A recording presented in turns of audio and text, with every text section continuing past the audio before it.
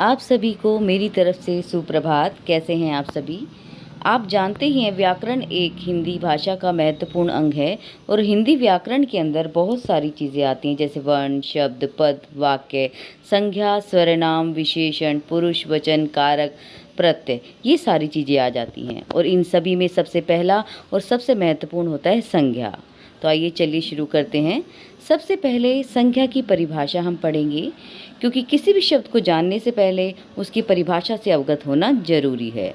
संज्ञा की परिभाषा: संसार के किसी भी प्राणी, वस्तु, स्थान, जाति या भाव, दशा आदि के नाम को संज्ञा कहते हैं। संज्ञा के 3 भेद होते हैं: व्यक्तिवाचक संज्ञा, भाववाचक संज्ञा और जातिवाचक संज्ञा। और इनके भी 2 अन्य भेद होते हैं: द्रव्यवाचक और समूहवाचक। तो चलिए शुरू करते हैं। सबसे पहले व्यक्तिवाचक संज्ञा: जिन शब्दों से किसी व्यक्ति विशेष, प्राणी, विशेष स्थान या किसी विशेष वस्तु का बोध होता है उसे व्यक्तिवाचक संज्ञा कहते हैं। जैसे प्रेमचंद एक उपन्यासकार हैं, विराट कोहली मैच के महान खिलाड़ी हैं, भारत की राष्ट्रभाषा हिंदी है, इंदिरा गांधी भारत की पहली महिला प्रधानमंत्री थी, भीमराव अंबेडकर ने भारत का संविधान लिखा था, ताजमहल विश्व के 7 अजूबों में से एक है, सचिन तेंदुलकर को मास्टर ब्लास्टर के नाम से जाना जाता है। इन सभी के अंदर जो नाम आए हैं वो सभी व्यक्तिवाचक संज्ञा के उदाहरण हैं।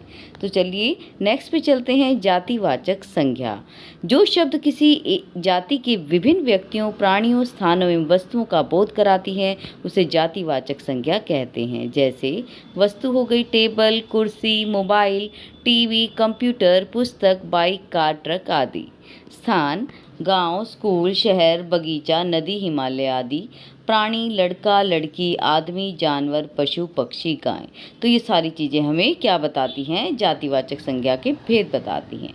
नेक्स्ट है हमारा भाववाचक संज्ञा: जो शब्द गुण, कर्म, दशा, अवस्था, भाव आदि का बोध कराते हैं उसे भाववाचक संज्ञा कहते हैं।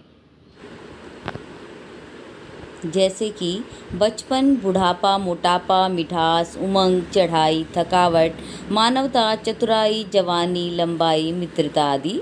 जैसे हम अनुदाहरण समझेंगे। ईमानदारी व्यक्ति का आभूषण है। सैनिकों के हृदय में देशभक्ति कूट कूट कर भरी होती है।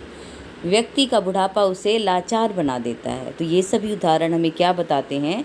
ये सारे भाववाचक संज्ञा के उदाहरण हैं। नेक्स्ट पे चलते हैं। नेक्स्ट है हमारा द्रव्यवाचक संज्ञा: जिन शब्दों से किसी पदार्थ या धातु का बोध होता है उसे द्रव्यवाचक संज्ञा कहते हैं। दूध, घी, गेहूँ, सोना, चांदी, उन, पानी आदि द्रव्यवाचक संज्ञाएं हैं। ठीक है बेटा। अगला है समूहवाचक संज्ञा: जो शब्द किसी समूह या समुदाय का बोध कराते हैं उन्हें समूहवाचक संज्ञा कहते हैं। भीड़, मेला, कक्षा, समिति, झुंड आदि समूहवाचक संज्ञा के उदाहरण हैं। तो आज हमने संज्ञा की परिभाषा, उसके सभी भेदों की परिभाषा उदाहरण सहित समझी। मैं आशा करती हूँ आप सभी को अच्छे से समझ में आया होगा। धन्यवाद।